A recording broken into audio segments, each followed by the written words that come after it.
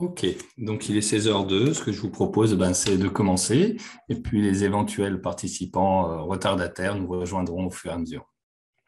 Avant tout, bonjour à toutes et tous et bienvenue à ce nouvel opus des webinaires organisés par Chopin Technologies. Donc, pour rappel, Chopin Technologies est une marque du groupe KPM Analytics et ces webinaires ont pour ambition de partager avec l'ensemble des acteurs de la filière blé, farine, pain, meuniers, boulangers et plus globalement toutes les personnes intéressées par le sujet. Donc, de partager un certain nombre de connaissances, d'informations, de retours d'expérience ou tout simplement d'idées sur un certain nombre de sujets relatifs au contrôle de la qualité des farines et des pâtes. Avant d'entrer dans le vif du sujet de la session du jour, je vais vous donner quelques informations d'ordre pratique concernant cette session. Et je vais commencer par me présenter très rapidement. Donc, je suis Olivier Lebrun, je suis spécialiste produits et applications chez Chopin Technologies. Et c'est moi qui vais avoir le plaisir, au nom de toute l'équipe Chopin, de vous faire cette présentation aujourd'hui. Concernant la présentation elle-même, elle va durer normalement une trentaine de minutes, à la suite desquelles je ferai de mon mieux pour répondre aux éventuelles questions qui auront été suscitées par cette présentation. Alors, pour information, je vais essayer déjà de mettre le petit pointeur. OK. Hop. Voilà. Pour information, vous pouvez poser dès maintenant et durant toute la présentation vos questions par écrit via l'option dédiée sur Zoom, l'option questions-réponses. À savoir également que si jamais le nombre de questions était trop important pour que je puisse y répondre ou si certaines questions demandaient des réponses un peu plus longues et techniques, on se permettrait de reprendre contact directement avec la personne qui a posé la question par mail, soit moi, soit un de mes collègues, pour aborder plus en détail le sujet et les réponses.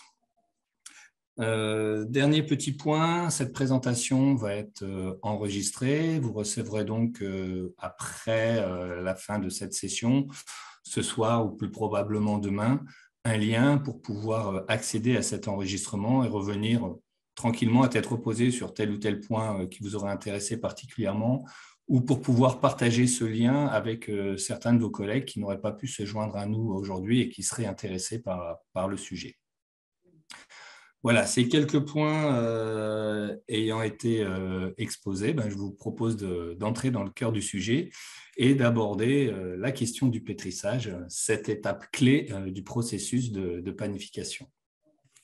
Alors, l'objectif de cette présentation, pour faire simple, c'est de revenir très rapidement et de façon la plus simple possible sur ce que c'est que le pétrissage, quelle est sa fonction, comment il se passe, quels sont les enjeux liés à ce pétrissage, qu'est-ce qui se passe si cette étape de pétrissage n'est pas réalisée selon les règles, et puis, in fine, être capable de vous partager avec vous, de vous proposer des idées, des outils pour pouvoir vérifier que la pâte que vous avez produite en fin de pétrissage est bien conforme à ce que vous souhaitiez et qu'elle va vous permettre, par conséquent, de poursuivre tout votre processus de panification sans souci particulier et de vous permettre d'obtenir le produit fini conforme à vos espérances et à vos exigences. Donc, si on contextualise un tout petit peu le sujet, la panification, bien entendu, en fonction du type de produit que vous allez fabriquer, si c'est du pain, de la baguette, du biscuit, du buns, vous allez clairement pas avoir le même processus de fabrication. Vous n'allez pas avoir la même recette, pas le même type de pétrissage, pas les mêmes chaînes de production, temps de cuisson, et ainsi de suite. Mais globalement, quel que soit le produit que vous allez fabriquer, il y a quand même certaines grandes étapes qu'on va retrouver dans tous les processus de panification au sens large. Globalement, à chaque fois, vous allez devoir sélectionner et peser vos ingrédients, les mélanger, les pétrir pour former une pâte qui obtienne une certaine cohésion. Alors, si c'est une pâte de farine de blé, en développement d'un réseau de gluten, mais s'il n'y a pas de gluten, il y a quand même une cohésion qui va devoir être assurée. Cette pâte, il va ensuite falloir la laisser fermenter. Alors, une, deux ou plusieurs étapes de fermentation, mais quand même, cette étape de fermentation devrait être présente. Cette pâte, vous devrez ensuite la façonner, lui donner une forme qui corresponde au produit fini que vous souhaitez fabriquer. l'allonger pour une baguette, la mettre dans un moule pour un pain de mie, en forme de croissant, pour un croissant. Et puis, cette pâte, une fois qu'elle aura été mise en forme, qu'elle aura été fermentée, il va falloir la cuire pour pouvoir la rendre digestible et comestible. Et puis, bien sûr, à la fin de la cuisson, il va falloir une phase de refroidissement avant de pouvoir la déguster. Donc, on se rend compte que même si tous les processus de panification sont très différents, il n'y en a certainement pas deux absolument identiques à travers le monde, ils ont quand même tous des grandes étapes que l'on retrouve un peu partout. Et parmi ces grandes étapes, il y a tout ce qu'on va appeler la phase de pétrissage, sur laquelle on va se concentrer aujourd'hui et qui constitue en fait la phase d'amorce, la première étape de tous ces processus de pétrissage, de panification.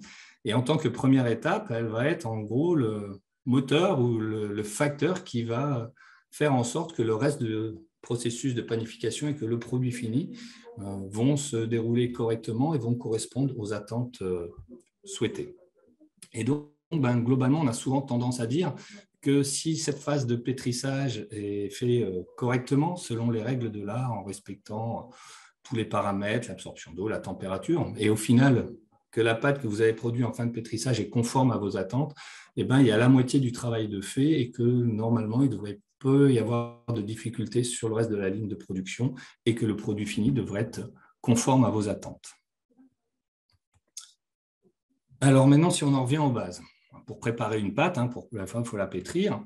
Et globalement, qu'est-ce qu'il faut? Très simplement, ça va être un mélange de farine, alors farine uniquement ou farine plus d'autres ingrédients, à laquelle on va rajouter de l'eau, apporter de l'énergie sous forme de malaxage ou de pétrissage mécanique pour former une pâte avec une texture et une structure qui correspond à nos attentes. Alors clairement, en fonction du type de produit qu'on veut faire, et en fonction des conditions qu'on va faire, on va avoir une pâte plus ou moins molle, plus ou moins élastique, plus ou moins extensible. Et des caractéristiques souhaitées différentes, justement, en fonction du produit et de la façon dont on va faire ce produit par la suite.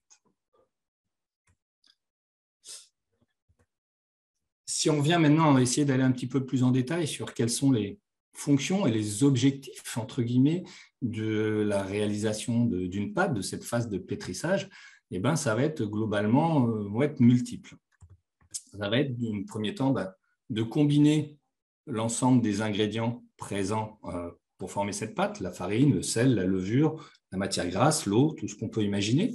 Donc ça va être une première phase d'homogénéisation des ingrédients.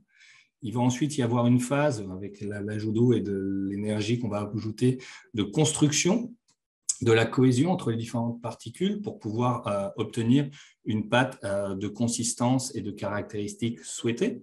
Ce que je vous disais tout à l'heure, si c'est une pâte de farine, on va développer le réseau de gluten. Si ce n'est pas du blé, il va quand même y avoir une cohésion qui va se mettre en place. Autre point important qu'on a souvent tendance à négliger durant cette phase de pétrissage, ça va être aussi une phase très importante pour le développement futur des alvéoles. En effet, durant cette phase de pétrissage, on va incorporer de l'air dans la pâte et cet air, ces petits nucléi d'air, vont servir de précurseurs pour les futurs alvéoles qui vont se développer lors de la fermentation. Et clairement, à l'absence d'inclusion d'air dans la pâte à cette étape-là, vous pourrez produire durant la fermentation tout le CO2 que vous voudrez, la pâte ne lèvera pas. Il faut vraiment qu'il y ait ces initiateurs des alvéoles dans la pâte, ces inclusions d'air durant le pétrissage pour qu'in fine, la pâte puisse lever. Et bien sûr, toutes ces étapes, que ce soit l'homogénéisation, la construction du réseau, l'incorporation d'air, nécessitent un apport d'énergie, alors principalement mécanique lors du pétrissage, pour pouvoir structurer cet ensemble d'éléments. Alors, on vient de voir que cette étape de pétrissage, elle était globalement commune à la plupart des produits de panification, que ce soit du croissant, du biscuit, du buns. Mais il est clair, et c'est assez intuitif, qu'en fonction du type de produit qu'on va vouloir fabriquer, baguette, croissant, on ne va pas vouloir chercher à obtenir la même pâte en sortie de pétrissage, et donc on ne va pas avoir les mêmes conditions de pétrissage. Ça, je pense que ça peut être relativement intuitif. Ce qui peut parfois être peut-être un peu moins intuitif, c'est que pour un même produit, prenons l'exemple du croissant par exemple, en fonction du pays, on ne va pas avoir la même définition de ce qu'est un bon et beau croissant. on voit qu'il peut être plus ou moins lustré, avoir une forme un peu différente en fonction qu'on soit en France, en Grèce, en Italie. Et de la même façon, même dans un même pays, en fonction du processus de fabrication, on ne va pas forcément avoir à disposition la même ligne de production, d'avoir les mêmes farines. Donc là encore, pour un même type de produit, il va certainement être nécessaire d'adapter cette opération de pétrissage à l'outil de production qu'on a à faire et au produit fini qu'on veut fabriquer. Et donc, globalement, il y a peu de chances qu'il y ait deux pétrissages absolument identiques à travers le monde. Tout ça signifie qu'il va falloir arriver à maîtriser ce processus de pétrissage et trouver celui qui convient le mieux, celui qui est adapté à chacun des besoins ou à chaque utilisateur, à chaque ligne de production. Alors, on vient de voir que ce pétrissage est une phase importante, qu'il faut arriver à la maîtriser.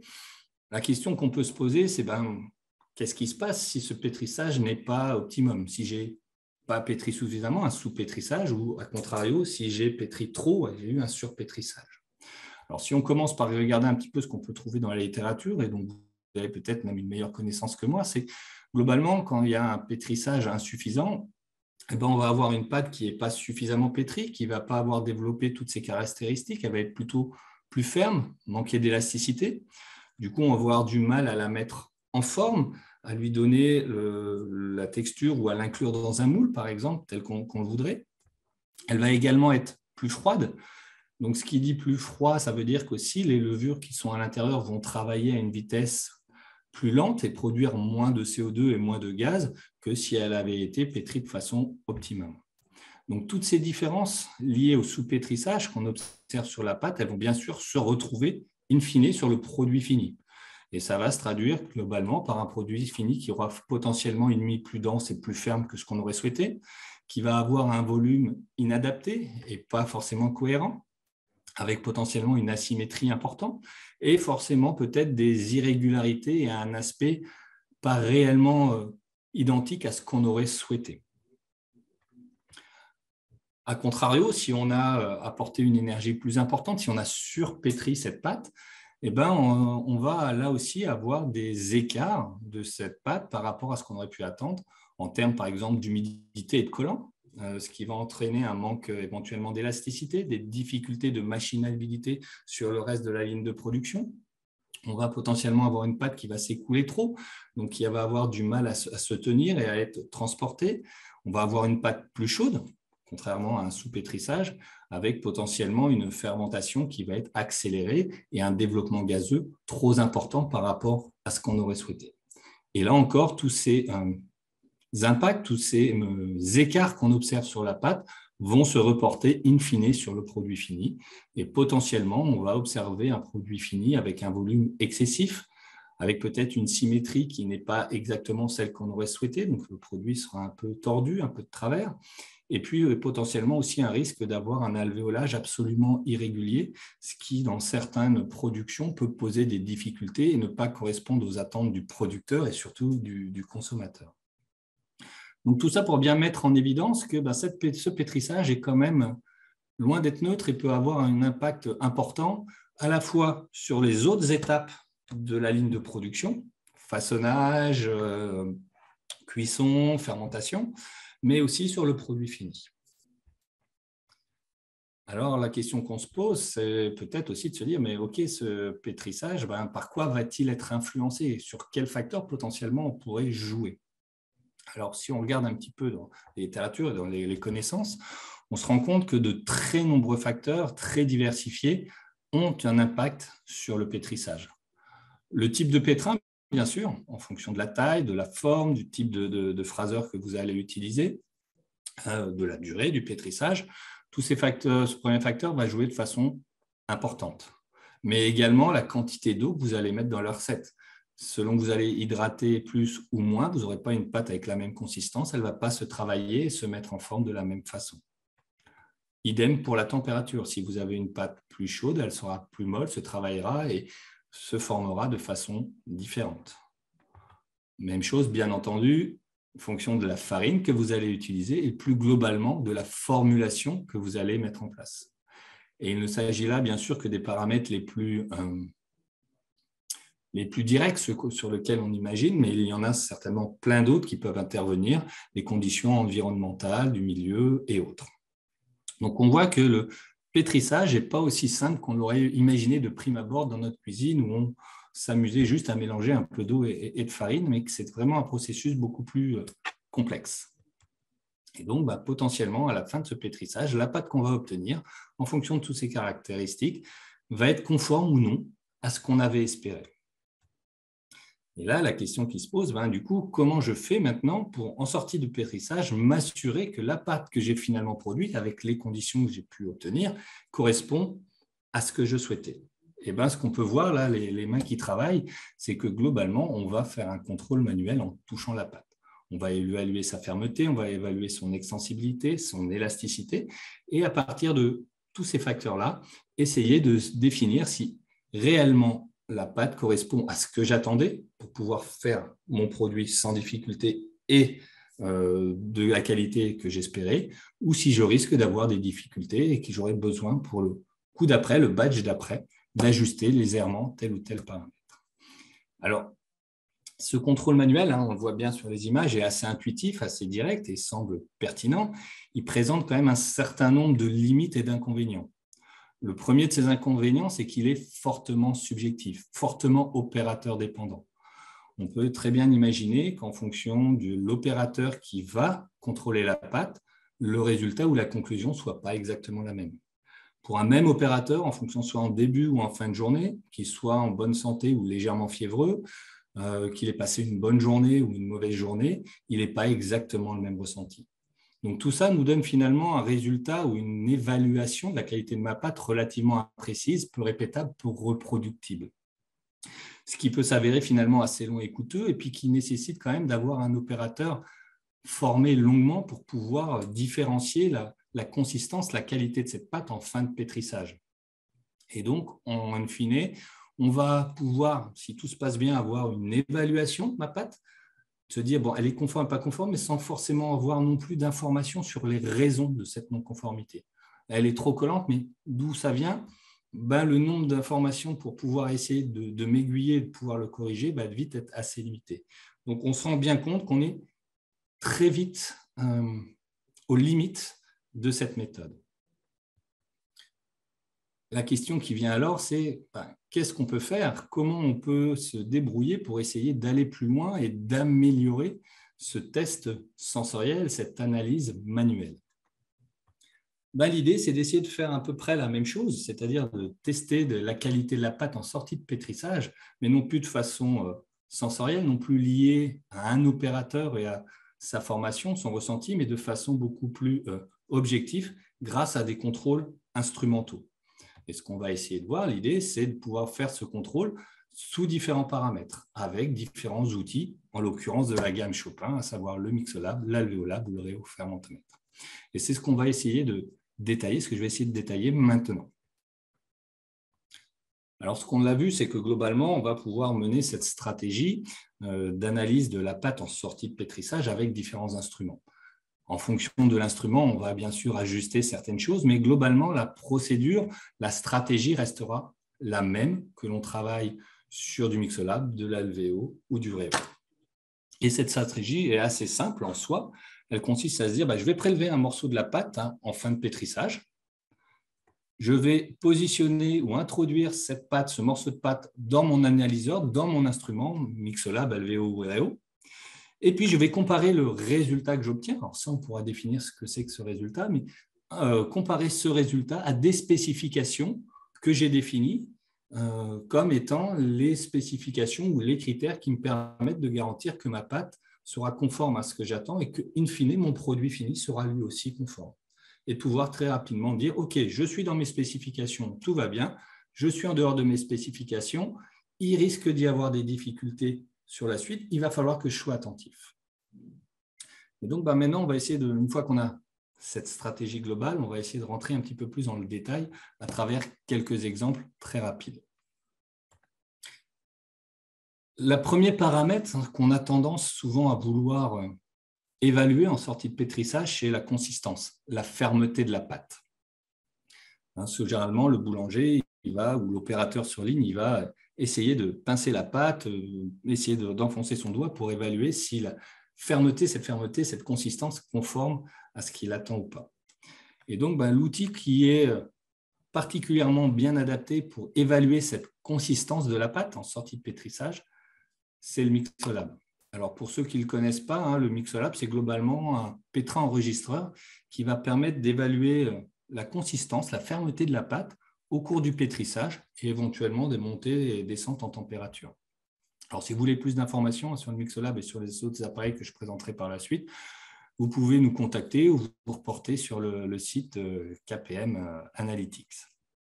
Et donc, si je reviens à mon Mixolab, à mon pétrin enregistreur, globalement, ce que je vais faire, ce que je disais, je vais prélever un morceau de pâte dans mon pétrin industriel et je vais l'introduire dans mon instrument.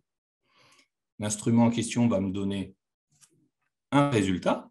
Alors, en l'occurrence, une courbe, ça dépendra un petit peu de l'analyseur que vous allez utiliser. Et puis, à partir de là, je vais pouvoir comparer cette réponse sur cet échantillon par rapport à une base de données, par rapport à une référence que j'ai définie moi-même comme étant optimale. Alors, on va essayer d'illustrer ça sur quelques exemples. Ici, on a l'exemple d'un fabricant de donuts qui avait analysé sur sa ligne de production différentes pâtes et qui avait fini par déterminer que pour avoir une pâte de consistance, de fermeté optimale en fin de pétrissage, il fallait qu'à 3 minutes sur l'analyse Mixolab, en gros, la consistance qui soit mesurée soit comprise entre 0,7 et 0,8 Nm. C'est les valeurs fournies par le Mixolab. Donc, globalement, il s'est rendu compte qu'à chaque fois que globalement il prélevait une pâte et qu'en fin de pétrissage, sa pâte avait une consistance à 3 minutes entre 0,7 et 0,8, tout se passait bien. Et il obtenait à la fin une pâte qui était conforme, sans souci sur le reste de la ligne de production, et un produit fini correspondant à ces standards. Si au contraire, la consistance de la pâte en sortie de pétrin était supérieure, potentiellement inférieure à cette cible, la pâte posait des difficultés de machinabilité sur le reste de la ligne de production et au final, le produit, le donut qui était fabriqué, présentait des imperfections et était du coup jugé non conforme à ce que souhaitait. Donc, on voit comme ça que très rapidement, on est capable d'évaluer sur un test simple, court et de façon objective la fermeté de la pâte et de vraiment pouvoir anticiper la façon dont le produit va se comporter sur le reste de la chaîne de production. Un autre exemple qui peut être aussi intéressant, c'est que souvent, pour fabriquer ce que je disais tout à l'heure, un même produit, en l'occurrence, c'est une usine ici qui fabrique des sortes de petits pains, ça peut se faire sur différentes lignes de production. L'industriel peut avoir une production importante et peut voir recourir à différentes lignes qui ne sont pas exactement les mêmes. On se dit à la base que globalement, je produis le même produit, normalement la même recette et les mêmes réglages, la même qualité de pétrissage devrait suffire. Et on se rend compte, grâce à des outils comme le Mixolab, ou en tout cas on confirme peut-être déjà des ressentis, qu'en fonction de la ligne de production, la cible pour la pâte, la qualité de la pâte en fin de pétrissage n'est pas la même. C'est-à-dire que là, on va bien fabriquer le même produit, mais pour pouvoir avoir des produits de qualité optimum à la fin du processus, il faut qu'au niveau de la sortie de pétrin, on ait une pâte sur la ligne A qui soit plus ferme, plus consistante que sur la ligne B. Si on aligne la ligne A sur la ligne B, on va obtenir des produits qui vont être non conformes et avoir des irrégularités qui vont poser des difficultés. Donc, c'est bien là la preuve que chaque ligne, chaque processus est unique et qu'il y a vraiment besoin de pouvoir contrôler individuellement chaque outil de production et pouvoir faire des contrôles réguliers et continus. Et donc, typiquement, le Mixolab est un outil parfaitement adapté à cette tâche. Juste un petit aparté, c'est vrai qu'on a de plus en plus affaire à des produits dits sans gluten, gluten-free, qui sont de plus en plus appréciés ou recherchés par les consommateurs, qui ont des contraintes peut-être un peu particulières. Et donc, la question pourrait se poser de se dire, est-ce que cette stratégie de prélèvement de la pâte et de positionnement dans le Mixolab, elle est adaptable à des produits sans gluten? Et on a fait des essais et la réponse est clairement oui. Là, on a 3 recettes différentes, plus ou moins différentes, qui ont été testées sur le Mixolab. Alors, un protocole un petit peu différent, mais si on focalise sur la partie pétrissage du début, on voit bien qu'en fonction de la recette, on n'a pas la même réponse et qu'on est capable vraiment de différencier les différents produits sans gluten et donc par la suite de pouvoir créer pour chacun d'entre eux des spécifications adaptées et originales. Et donc, voilà, l'idée, c'est que globalement, la solution qu'on propose de prélèvement en ligne, d'analyse avec le Mixolab, est potentiellement transférable sur un très large panel de formulations différentes. On a vu jusqu'à présent donc, que la phase de pétrissage est importante, que la fermeté, la consistance de la pâte en sortie de pétrissage était un critère clé. Un autre critère ou d'autres critères qui sont souvent importants, et notamment pour les étapes ultérieures, telles que le façonnage, ce sont les caractéristiques rhéologiques des pâtes, leur capacité à s'étendre, leur élasticité, leur collant. Et donc, on se dit qu'il doit pouvoir être vraiment très intéressant, là encore, de pouvoir prendre la pâte en sortie de pétrin et d'évaluer ses caractéristiques d'extensibilité, d'élasticité, de façon, là encore, instrumentale et objective. Alors, il y a un appareil qui est idéal pour évaluer ce type de paramètres qui s'appelle l'Alvéolab, que vous connaissez peut-être. Globalement, le principe, c'est je forme une pâte, je découpe un petit pâton, j'insuffle de l'air, je gonfle une bulle et en fonction des caractéristiques de cette bulle, je vais pouvoir évaluer ces caractéristiques viscoélastiques, cette extensibilité, cette élasticité de ma pâte. Et donc d'avoir un certain nombre d'informations très précieuses pour pouvoir caractériser cette pâte. Donc l'idée, alors là, on est encore un petit peu en phase de recherche, on n'a pas encore complètement optimisé nos réglages, nos paramétrages, mais on est très confiant de pouvoir y arriver. Et l'idée serait là encore de pouvoir prélever la pâte, de pouvoir l'incorporer d'une façon ou d'une autre, faire une bulle avec sur l'Alvéolab et de pouvoir vérifier en sortie de pétrissage que là encore, les caractéristiques rhéologiques de cette pâte en sortie de pétrissage sont bien conformes à ce qu'on attendait et à ce qu'on espérait. Alors, je vous disais qu'on était encore en phase de développement, mais qu'on était très confiant puisqu'on a quand même déjà fait quelques essais au laboratoire et qui ont clairement montré qu'en fonction, par exemple, de la durée du pétrissage, c'est le seul facteur qui variait sur une farine, on avait une réponse à l'Alvéolab qui était différente. Globalement, plus on pétrit longtemps, plus sur cette farine-là, on diminuait l'extensibilité et plus on diminuait la consistance de la pâte. Donc là encore, je pense que c'est au moins dans le futur vraiment une piste très sérieuse et très intéressante pour pouvoir caractériser assez finement la qualité de notre pâte en sortie de pétrin. On a vu donc l'aspect fermeté, consistance. On a vu la notion d'élasticité, d'extensibilité. Il y a clairement un autre paramètre, on l'a vu lors des premiers slides, sur lequel le pétrissage a un impact, c'est la fermentation.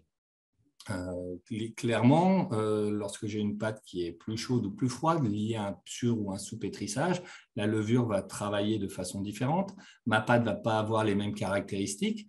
Donc, in fine, si ma levure travaille de façon différente, je ne vais pas produire la même quantité de gaz.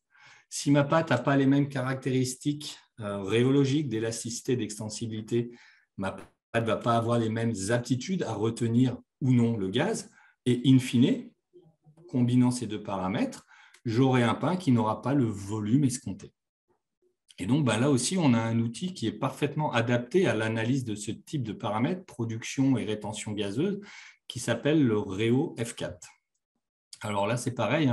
Globalement, on va mettre une pâte, on va laisser développer, une pâte levurée, laisser développer et analyser le développement de la pâte et les quantités de gaz qui vont être produits et retenus lors de ce projet. Et là encore, l'idée, c'est in fine de pouvoir faire un test en sortie de pétrin, prendre un morceau de pâte, de le mettre dans le Rhéo et de regarder ce qui se passe. Alors là, typiquement, ce qu'on avait fait, c'était une petite étude qui montrait que globalement, en fonction, là encore, du temps de pétrissage de la pâte, entre 6 et 10 minutes, la réponse au niveau de la fermentation était différente. Globalement, si on pétrissait plus longtemps, on avait un volume final légèrement supérieur et avec une répartition, une production de gaz relativement différente. On produisait un petit peu et on retenait un peu plus de gaz. Donc tout ça, c'est forcément des exemples assez rapides, mais qui montrent clairement l'intérêt de pouvoir, qu'il existe des outils qui sont capables de mesurer et d'évaluer de façon objective et instrumentale la qualité de la pâte en sortie de pétrissage, qui est la clé pour avoir un processus de panification derrière qui se déroule sans difficulté et obtenir un produit de qualité. Donc voilà ce que je voulais vous présenter un peu aujourd'hui. Donc, si on essaie de conclure un petit peu sur tout ça, c'est qu'on voit bien que le pétrissage, comme on l'a dit, est une étape, la première étape du processus de panification, étape sur laquelle vont découler tout un tas de conditions ou de qualités, que ce soit la suite du processus de panification, le façonnage, la fermentation, la cuisson, et in fine, le produit fini, en termes de qualité, de volume, de fissure, de mie, de régularité de mie et ainsi de suite. Et on voit bien que si le pétrissage n'est pas maîtrisé, qu'on a un sous-pétrissage ou un sur-pétrissage, ces difficultés vont apparaître. Elles vont générer un certain nombre de difficultés en ligne qui vont se traduire forcément par des coûts supplémentaires. Et on se rend bien compte qu'il ne s'agit pas simplement de mesurer en sortie de pétrissage le comportement de la pâte, mais vraiment d'avoir un atout jusqu'au produit fini. Et son effet, non pas simplement en fin de pétrissage, mais l'impact qu'il va pouvoir avoir derrière. Et donc voilà un petit peu ce qu'on voulait présenter aujourd'hui. Si on élargit un petit peu le scope, et qu'on revient sur KPM Analytics, ce que je vous ai dit, il y a plusieurs compagnies, plusieurs marques au sein du groupe. Donc la marque Chopin, dont je vous ai parlé avec l'Alveolab, l'Oreo, le Mixolab, qui sont plutôt des analyses fonctionnelles et rhéologiques des grains. Et ce qui peut être aussi intéressant et complémentaire, ce sont toutes les analyses de vision industrielle pour les lignes de production, d'emballage, de produits alimentaires et autres. Et qui sont offertes par les sociétés sœurs de Chopin au sein du groupe KPM, sociétés telles que Sightline ou iPro. Dernier point, si on faisait un focus un petit peu sur les trois appareils que j'ai évoqués durant cette présentation, à savoir l'Alveolab, le Mixolab et l'Oreo, ce petit tableau de synthèse vous permet d'avoir un petit peu une idée des caractéristiques ou des paramètres que chacun de ces appareils est capable d'appréhender au niveau de la pâte. Typiquement, l'Alveolab va pouvoir nous donner une information sur l'absorption d'eau, sur la consistance, l'élasticité, l'extensibilité de la pâte, sur son volume. L'Oreo va être plus concentré vraiment sur la fermentation et donc, in fine, sur le produit final. Donc voilà en quelques mots ce que je voulais partager avec vous aujourd'hui sur cette notion de pétrissage, sur l'importance de cette étape première du processus de panification et sur les outils qu'on peut imaginer pour avoir vraiment une évaluation pertinente, objective et rapide de la qualité de la pâte en sortie de pétrin. Voilà, j'espère que ces éléments seront intéressants, que ma présentation a été assez claire et je vais voir maintenant s'il y a eu des questions au cours de cette présentation.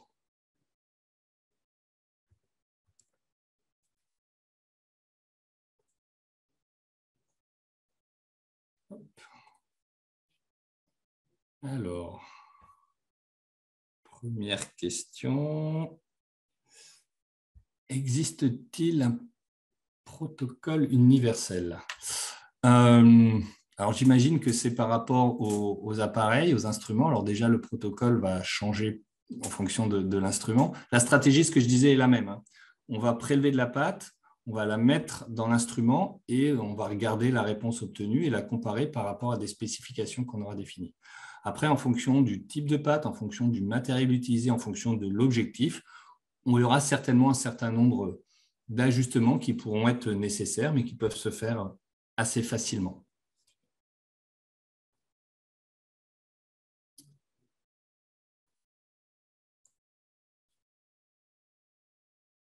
Je ne vois pas d'autres questions. Non, pas d'autres éléments. Eh bien, écoutez, dans ce cas-là, je vais mettre fin à l'enregistrement. Je vais vous remercier pour votre attention. Et puis, bien entendu, si des questions vous venez par la suite, dans les jours à venir ou un peu plus tard, n'hésitez pas à revenir vers nous. Ça sera avec grand plaisir que nous échangerons sur ce sujet avec vous. Un grand merci à vous. Bonne fin de journée et bonne fin de semaine. Au revoir.